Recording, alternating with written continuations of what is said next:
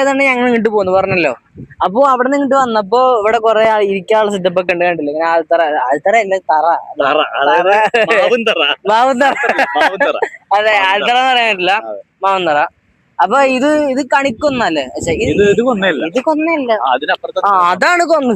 എന്റെ അമ്മോ, എന്ത് ഭംഗിയില അതെ അതന്നെ. നമുക്ക് പിറ്റേ ദിവസം മാറ്റി വൃത്തിയാക്കേണ്ട അവസ്ഥയോ, കണ്ടില്ലേ? കൊള്ളാൻ എന്തായാലും കണ്ടില്ല. ഈ കണിക്കൊന്നയുടെ പ്രത്യേകത എന്ന് വെച്ചാല് വിഷുവിന്റെ ഒരു മാസം മുൻപല്ലേ ചെറിയ വിഷുവിന്റെ കണിക്കൊന്ന ഒരു മാസം മുൻപേ പൂത്തു തുടങ്ങും, പൂത്തൊലഞ്ഞു നിൽക്കുക. അതായത് കണിക്കൊന്ന കാണാൻ നല്ല ഭംഗിയാണ്, കാരണം അതിന്റെ പുറകിലുള്ള ചരിത്രം നല്ല ഭംഗിയാണ്, നല്ല രസമാണ് കേൾക്കാനായിട്ട്. നമ്മളൊരു മുന്നേ വീഡിയോ ഇട്ടുണ്ട്, കണ്ടില്ലേ? സ്വർണം പോലെ തന്നെ. അതെ, സ്വർണ്ണം അങ്ങനെ എന്തോ ഒരു ശക്തമാണ്. നമ്മള് വീഡിയോ കണ്ടില്ലേ ഈ ഭാഗത്തായിട്ട് കണ്ടില്ലേ? ഞങ്ങൾ ഇവിടെ വന്നിട്ട് പിടിച്ചിട്ട് വീഡിയോ ഇട്ടുണ്ടായിരുന്നു. അപ്പൊ അതിന്റെ ലിങ്ക് വേണമെങ്കിൽ അടി കൊടുക്കാം, നിങ്ങൾക്ക് കാണാം, കാണാത്തവർക്ക് കാണാം. അതെ, അപ്പൊ ഈ കണിക്കൊന്ന കൈ എത്തുന്ന ദൂരത്തല്ല, മുകളിലായിട്ട്.